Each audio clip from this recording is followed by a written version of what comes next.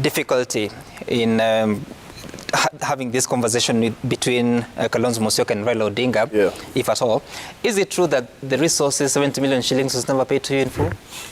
No, let me confirm accurately what it is. That at the point where Wiper was meeting to determine the question of remaining in NASA, Mheshimiwa Raila Odinga sent a confidential note to my party leader, and since I was seated next to him, I'm the one who opened the letter, and I read it.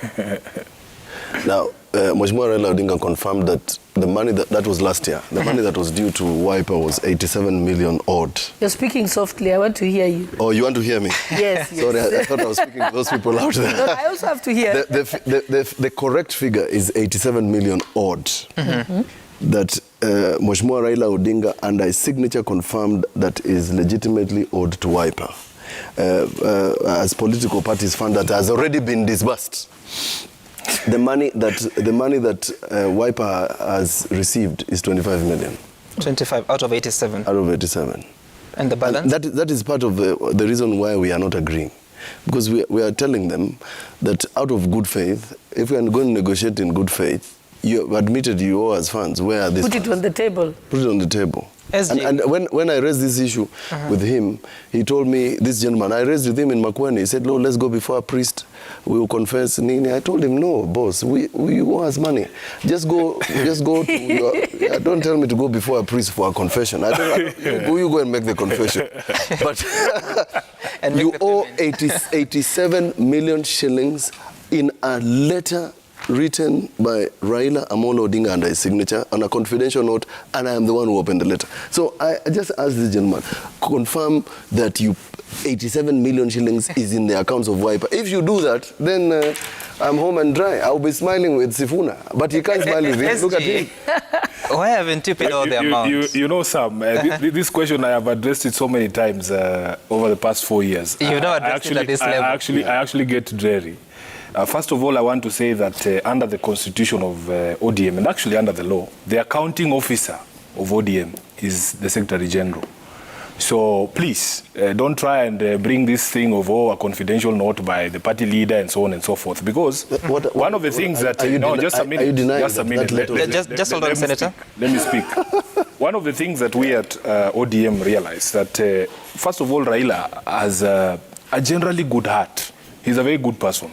And if you find him on a good day, when he's just chilling, you can extract concessions from him because of his good nature. But we at the political party leadership, it is our responsibility to ensure that people do not take advantage of the goodness of Raila Odinga. So here's what the truth is. Number one, we asked our brothers in NASA, because they were making all this noise that we owed them money, to show us the legal basis for the claim of the money. And as we speak today, Sam, they have never been able to show us the legal basis why they were claiming this money from. And this is, it is drawn from a simple fact. Number one, we have had these arguments only after the 2017 election. True or false? In the previous elections, we didn't have any problem with the question of money. Let me finish. 2017. Let me finish. So in 2017, there's something peculiar that happened. Yeah? When the registrar is calculating the money that goes to the political parties, she takes cumulatively all the votes that have come to the political party from the presidential candidate all the way to the MCA candidates, right? Right. So our partners, because they contributed, they can argue that they contributed to the presidential vote, they were entitled to a share of that amount that we received by virtue of the presidential election. In 2017, we go to the Supreme Court and the presidential election of August 9th is annulled. And the registrar tells us that there is no way, there's no legal basis for her to calculate the fund, including the votes of August 8th. So ODM does not receive any money by virtue of the votes that came through the presidential election, which they can claim that they contributed. Number two, they claim that, so after that was settled, they climbed down and said, but there is a clause that says you can look at the contribution of the political parties to the strength of the coalition in the House. So what is the strength of the coalition in the House? The strength of the coalition is the number of people who are elected on the coalition's various political parties' tickets in the House. So when they get to that particular point, we ask them, but my brother, how is it that you can claim contribution to the strength of the coalition in the House when by virtue of your refusal to hold joint nominations, we actually lost seats. And the classic example is seats like Langata that we lost. When Sifuna ran for Senate in 2017, I had a Wiper opponent who got 60,000 votes, which if they were with Sifuna, the calculation for the money that comes to ODM would actually be higher, and they would have a claim to it. So we were harangued for 4 years, and they spoiled our names in the media and everywhere, until the party leader got to a place and said, let's give these people what they want. By the way, Sam, the calculation they're talking about came from them. We only adjusted it now, and we said, okay, let's look at the contribution of each political party to the strength of the coalition in the House. And then it came down to which financial years are we talking about? Because what was the subsistence of the coalition in 2021, 2022? The coalition is dead. So we were talking about 2 financial years, 2017, 2018, and 2018, 2019. This money, Sam, was received and utilized in those financial years. It's not that we have a silo of money where we keep so that when you come with a claim, we just remove 80 million and we give you. We are also waiting for the exchequer to put us in funds. We can't just, there's no, it was used. So when we finished the calculations, let me show you, because I have the documents here, and Mutula is afraid to go before a priest because he knows I'm telling the truth. Yeah?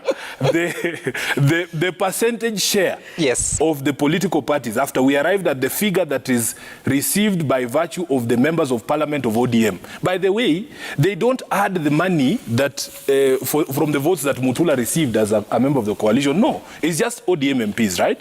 So out of that money, 61% goes to ODM, 18% to Wiper, 11% to Amani, and 9% to Ford Kenya. So those figures, Wiper 18% is 25 million shillings. For which year? For the financial year 2018-2019, when they can claim that they were part of the coalition. So that's what you paid? That was paid. So what I owe you is for the second year of 2020-2021. And I have to wait for the exchequer to put me in funds. Because this money was expended. But the document that ODM shared earlier had a total of 70.4 million shillings owed to Wiper. That's what I'm telling you. For the financial year 2018-2019, it is 25 million shillings. The rest is for the next year. I don't know if you understand. Because, because also, Sam, the monies that were coming to ODM from the register of political parties are not the same figure. Okay. You must understand that, because after we went to court, by the way, which they never helped us do, you know, we fought for this money on our own, and luckily we started pressuring Parliament, and Parliament allocated some amount towards settlement of that debt. So the figure for 2020-2021 that came to us from the register of political parties is higher than the previous year. That is why you will have a higher amount for that particular financial year. So you haven't cleared whatever they're claiming because you don't... Yeah, immediately we disburse, because the money was not just there waiting for you. Wow. Let's listen to That's not what the registrar says, but anyway. Move on. I just wanted him to make... I wish when he said he was telling me to go before a priest, he would have confessed this thing. No, but you see... then what you said... that he's not telling the truth. What you said... what you said was that we have not paid you any money. Allow me to say... SG, allow him to make his... Part of his original statements, or, you know, when Raila is a good man, when he's pushed, he makes concessions that are not supposed to be concessions. But yet he has talked about figures. The correct figure is 87 million. They have not disbursed that money, yet the money has been received. And that's what he should be addressing, and that is part of the reason why. When was it received? He says he hasn't received it. That is the first financial year. They're talking about another financial year, which they are saying they have not received the money, and yet they have received it. Because Sam, let me correct this. Let me help. Yes, quickly. Mutula on this one. Okay, first of all, you should thank me because I've managed to extract information from them by what Thank you, Honorable Boss. So yes, maybe citizens should hire me.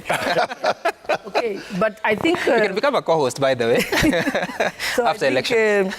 When we talk about... I think the Secretary General has said you paid the year 2018. Which financial year? 2017, 2018. 2017, 2019. 2018-2019. 2019, yes. The year 2020 and 2021 is the one you're saying you've not received funds. That can't be true because we are already in a new financial year, which started in September, which is 2021-2022. That is the current financial year. So are you telling me that Treasury can actually omit disbursing funds for a previous financial year and move into a next financial year? No. Usually, all accounts must be closed by the end of a financial year. Usually, and you can speak to your county governors to tell you the experience of disbursement of money from Treasury. No, but it's not the same. You can ask them. But okay, let me tell you, no matter how inefficient government is, they release the money. One thing is they must close the account at the close of the financial year, and all bills must be paid. I know that I have been an accounting officer, and I know that as the financial year is ending, we are sitting there, nobody goes home. People work overnight because we must close all accounts and pay all bills before we move into the next financial year. So this would be very strange, and I think very strange, you should write a letter to Honorable Boss. Let's end this. That is not okay. We would not even have appropriated money in I looked at the budget. I have been privy to the current discussions on the current budget policy statement and the current budget that is being prepared for the new financial year, which is the 2022-2023 financial year, which is ongoing. I have not seen any outstanding accounts. No. From the previous financial year. So can you imagine we are preparing for a third year? Let me help Gladys. You can't help me on that. Let's conclude. A very simple example. Let's conclude this. I want to give a very simple example. Please, let's conclude this. Do you know that the money that is owed to ODM, for instance, from the court award, that was 4 billion, now stands at 8 billion? So what is your explanation? Why haven't we been paid? The law is there. It says that the money needs to be paid. We have a court order that the money needs to be paid. Why is the money not paid? No, you see, the money that why is is the money not paid? No, that's money different. owed from let me that just hold on, Honorable Boss. Let's conclude this with this question. Can I answer him? No, just hold on, Honorable Boss. So you're saying you have not received money. When is the last time you received resources? I don't have the exact date. You're the accounting officer. Yeah, but I don't have the exact date. Which year? But I'm telling you, if I am in funds, I would know. Which Consult year? your phone. Consult your phone. Okay, I'll go at the back here. I can go at the back here and check my M-Pesa statement. You don't know the date. He doesn't know. But which month? Which year? I don't have the dates, Which year? I don't have the dates. You would know which year you last. If you're an accounting officer, which date do you want? When is the last That's what I'm time saying. you received resources? I am telling you, I don't have the dates of the last time we received resources. And we are how much? struggling as a party. 2022, No. 2021, Let me say this. Let me say this, Sam. The money that the public owes ODM right now, Treasury and the National Assembly, owes ODM right now is 8 billion shillings. Which is Give fine. me this money and you are members of Parliament. Which is fine. That's your masking. Yeah, immediately you pay. Why don't you answer the question? Immediately you pay, you can come and get your money. Now I understand why you needed to make a confession, but when did you... Leave Senator alone. I am not going to say anything else. Yeah. No, because the question I'm asking for the sake of accountability, and Kenyans are watching. Yeah. When is the last time you received money? I cannot tell you the last time I received money. Let me finish the Let me tell you, the political parties fund, just a minute, is supposed to be disbursed on a quarterly basis. That is the When is the ideal last situation. quarter you received? But it is never disbursed on a, like even this financial quarter, we haven't received our money. When is the last quarter you received? The last quarter. He knows he has not received it, but he doesn't know which quarter. Last quarter. The one that ended, this quarter we haven't received. The one that ended December 2021? That would be that. How much was it? I don't know. Sifuna has come to national TV and doesn't know. Let's listen to Kalonzo. He already said he knows. He told us that Kalonzo last money received was 2018. Listen.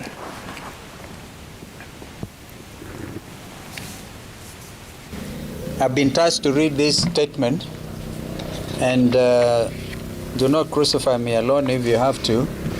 I'm very ably flanked by two strong men. Sister Mother is with us in this whole matter, representing NAC Kenya. We come as one Kenya alliance. My brother Gideon Moi, my brother Cyrus Jirongo, our sister Mother Karua of NAC Kenya. She's here spiritually with us, but she had to get over to Kirinyaga. From that statement, you can see there is nobody swallowing ama kumeza oka atumezeki. We stress equality of partnership, and we are open. Therefore, we started this dialogue, and I'm quite sure it is very good for our country. Okay, that's Kalonzo Musyoka saying quite a couple of things there. Don't crucify me. I've been asked to read this statement.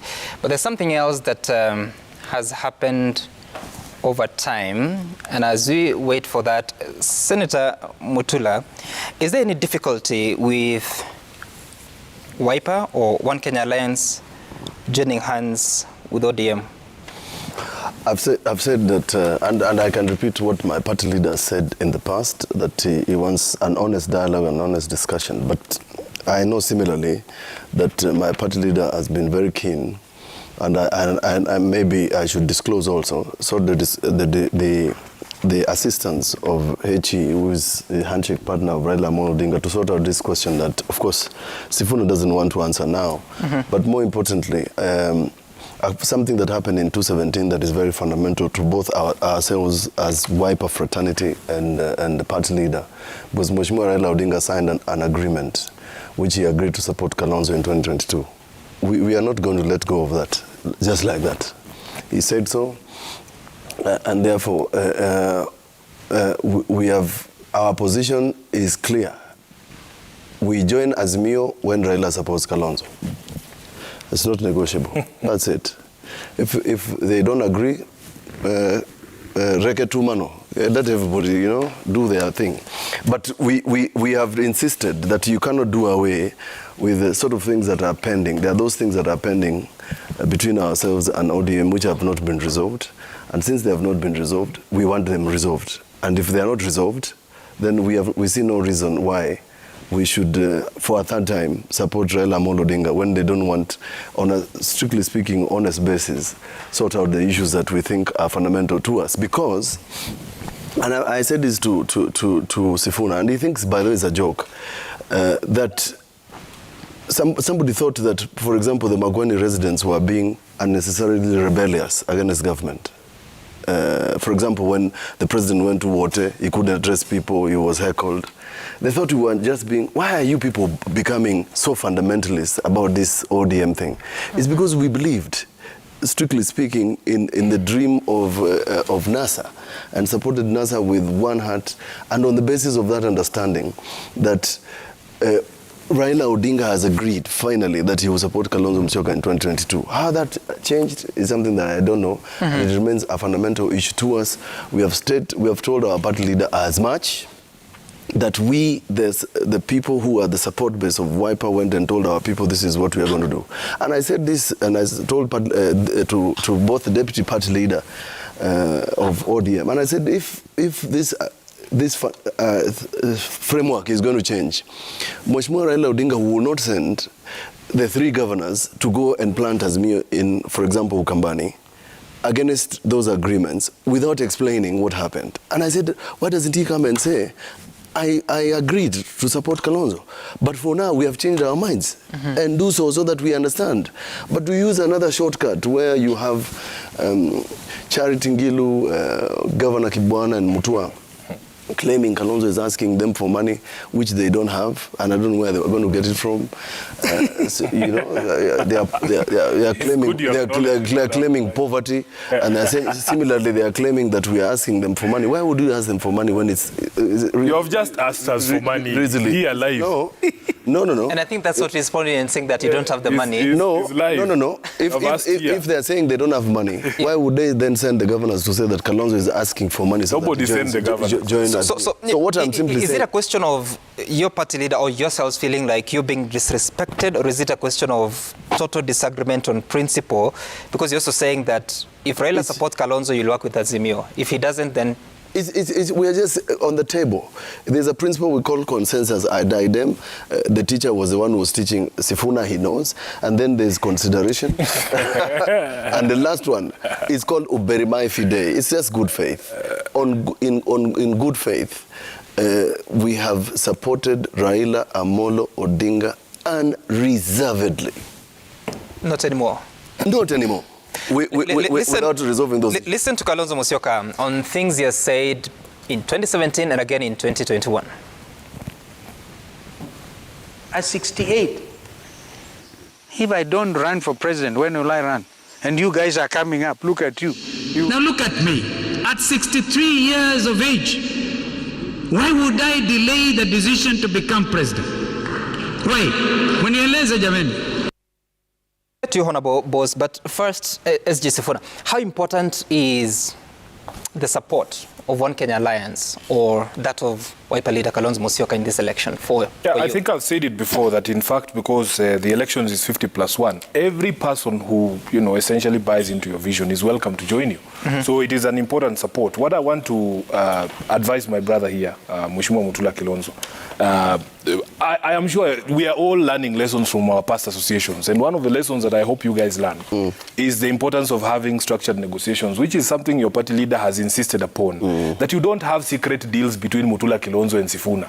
You have a deal between the political parties that, or the political entities that you represent, so that if there is a structured negotiation where you have a meeting of whichever organ is mandated under Wiper to have negotiations and ODM does the same, it becomes easier for you to be able to get out of the cul-de-sac that you got yourself in. Then number two, it is also very disrespectful for you to say that anyone would send the three governors of Makueni to disparage or to, as you call it, use a shortcut to implant Azimio, because these are leaders in their own right. And you have a constituency which everybody knows, and they have a constituency that everybody acknowledges. They have been elected as governors, some of them doing their second terms. They are leaders in their own right, and they also speak for the people of Ukambani. So if by design or their desire is to associate with us, and personally, Sam, I consider these people our friends, because there were times when ODM was under siege. Say in Kibra in the by-election, when you guys ran somebody against us or supported some other person, they came to help us out. Those are friends. So it is not that anybody has sent them. No, we are not interested in sending anybody to disparage anybody, because as you know, we can do this disparaging ourselves. We have that capacity. Yeah. And lastly, this question of good faith. If you speak about good faith, and I like that Gladys' side, she said people are joining without conditions, You cannot come on national television and claim that you are the people with the good faith, then you come and tell us that if we don't support so-and-so, then you are not joining us. By the way, you guys have succeeded in creating this impression that we are really desperately running after you. It is not a true reflection of the facts. This political association is based on your right of free choice and freedom of association. Okay. Nobody can force you to join an association that you do not want. All right. So please, if you have bought into the vision of a president and Raila Odinga, you join us without conditions and have a conversation like you said. People can discuss things about how the government is going to look like, which positions are just to be sure. But for you to say outright, and from our perspective as ODM, the question of the presidential candidate for Azimio is settled. So if we are not going to have consensus ad idem on these two issues, then please. And you said the running mate of Raila Odinga for a credible run will have to come from Mount Kenya. We both agreed. In fact, he went first before me and he said, it just makes sense. The math is there. Okay. So what we're saying is, and I also said that it is a very personal decision for the candidate. I wouldn't want to speak for Raila Odinga on the question of who his running mate is. All right. Honorable Kalonzo Musyoka will give a personal statement based on his personal experiences and beliefs as a leader. This is a press invite from the spokesperson of One Kenya Alliance, Fred Okango, saying that we once again assure One Kenya Alliance supporters and the general public that our resolve to unite and work together in securing the lives of Kenyans remains a priority. Honorable Boss, what do you think will be the Kalonzo factor in this election? I think, Kalonzo has like 1 million votes, isn't it? I think that's his following, about 1 million votes. I thought he had one. I thought he has just one. No, I'm saying he's following. And if you look at historically the people who have voted for him, that is the number of votes that he brings to the table. So, of course, people win elections by even a smaller margin than that. So, yes, Kalonzo is a factor. Yeah, any numbers that can be brought to the table will be brought to the table. And you must remember, for Raila Odinga, it's even more serious. Makueni voted 91%. 93%, you see? And then in his own backyard, they voted 89% for him. So actually, Kalonzo does bring a significant number of block votes to Raila Odinga or to anyone else if he doesn't agree so he is a factor. Azimio and runs alone, what does that do to the election, in your view? It means people will win by smaller margins. There'll still be a winner. There'll still be a winner. There'll still be a winner, 50+1, yes. So Senator Mutula, but it would be a waste of his votes. Wow. Because he wouldn't win the presidential election, but he will have taken away some votes. And remember, when he is, if he managed to deliver the 1 million votes in 2017. The problem is if he goes it alone, chances are it can reduce by a significant number. Correct. Maybe 600,000 if you go by the math. He might end up getting 600,000 because there'll be a significant number of his own followers and his own voters and supporters who will say, okay, we don't want to waste our vote. So they'll move their vote elsewhere. So there's a lot of dynamics in this. But I just want to finalize on this issue of the funds. I think it has been confirmed that some money has been paid to Wiper, and so you've confirmed the exact figure you've paid them and the exact figure you had agreed at, and then suddenly you say again you're not sure when you last received funds. That can't be true. As an accounting officer, you definitely have the budget in your head. I mean, I've been an accounting officer. I am a lawyer. I'm not an accountant. Yes, no, you're an accounting officer, but I carry one thing. So let us confirm that on national television they are saying that the last amount they received was the 2018-2019 budget. So you're actually saying that the Treasury has not disbursed 2019-2020 financial year. They have not disbursed 2020 and 2021 financial year. And now we are already discussing the 2022 Honorable Boss, I thought it's just So let's close that because I want that to go on record. Okay. Because it shall be raised at another time. TV it is already on record. It's not the Hansard of the country. It's just a show, Gladys. Relax. No, yes, it's not as if anybody is going to say, oh, there's something that was said on Citizen. We are going to present it. No, but you know, that's why we are replaying. No. Honorable Boss. Kalonzo Musyoka. Honorable Boss, we need to... We'll play yours one next time. We need to close this because you also said that the last time they received 8 billion resources was the last quarter of last year. So something going on there. But finally, Senator Mutula, there has been accusation, I think by Governor Ngilu, saying that some of you... You know, you're not giving me a chance. Are so hard on where Kalonzo Musyoka goes because of your personal interests, because you still secure your seat but leave Kalonzo Musyoka with nothing. How true is that? She was not referring to me because actually she was. I was there. No, she was not, and she qualified. She said, no, "It's not about Mutula. It's not about me." And Sam, you're being unfair. They've had a show. When it came to my turn, you gave me a second. Just hold on. Moved away. Let's just hear from Senator. You have the final word. Our Mwalimu is supposed to be a little more generous. I'm simply saying that this is part of a negotiation. And it's not like I sat on the table. And it's unfortunate that my good friend would besmirch an agreement between his party leader and my party leader. And to even suggest that it was not brought in the open, it was a secret document, is belittling what I would consider a very sacred document between two very senior political leaders in the country. Number three, to say that the people who support Kalonzo, it's not just about Mutula. I'm just a one person. If I'm not elected today in Makueni, another person will be elected in Makueni. So it's not about me.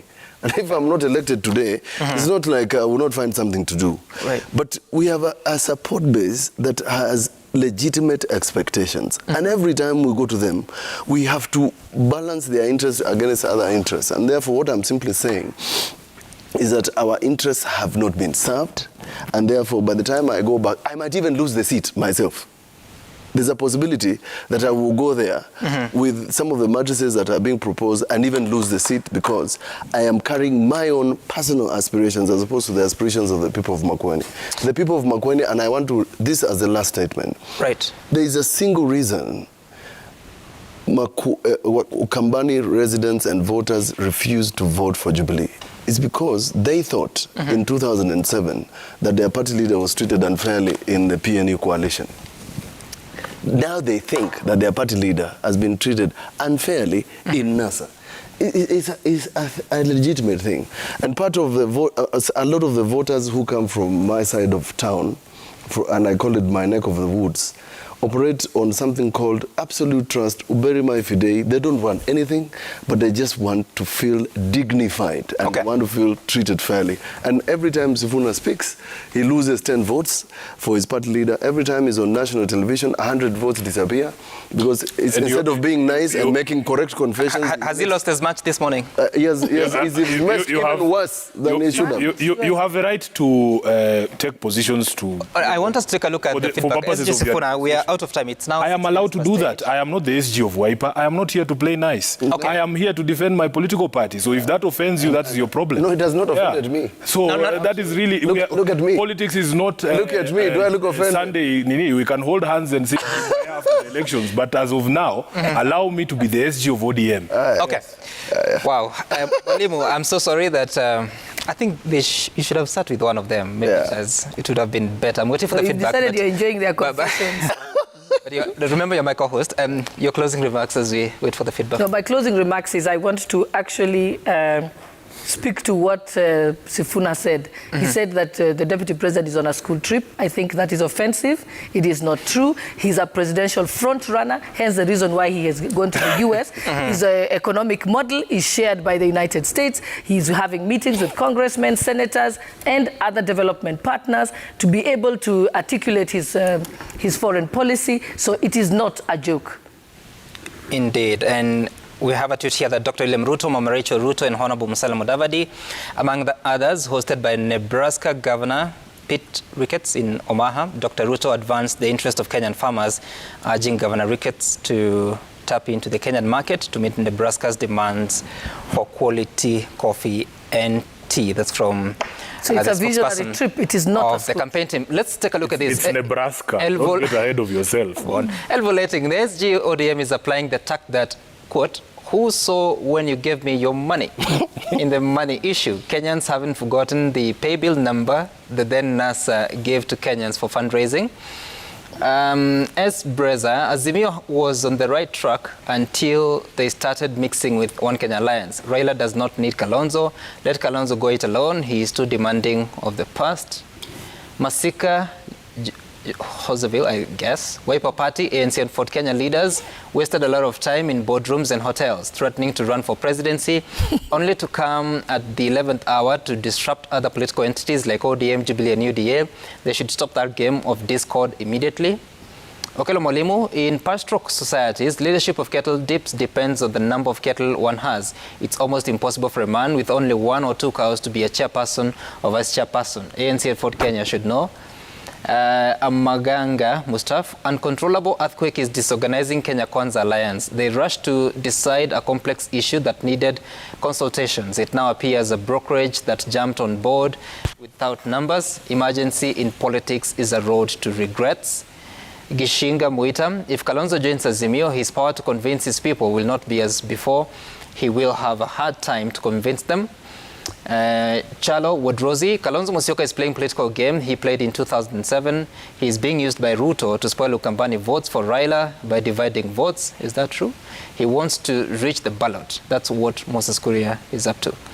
And then Kelvin Kimutai, you said that Kalonzo should not let go of the Azimio presidential ticket because in case Raila wins, he will retain the presidential seat for 10 years. By that time, Kalonzo will be the mzee. Wow. So much views. Senator Mutula Kilonzo Jr., SG Edwin Sifuna, and Gladys Boss from Uasin Gishu. Thank you all for making time for us. I hope we can do this again. Can we? Anytime, bro.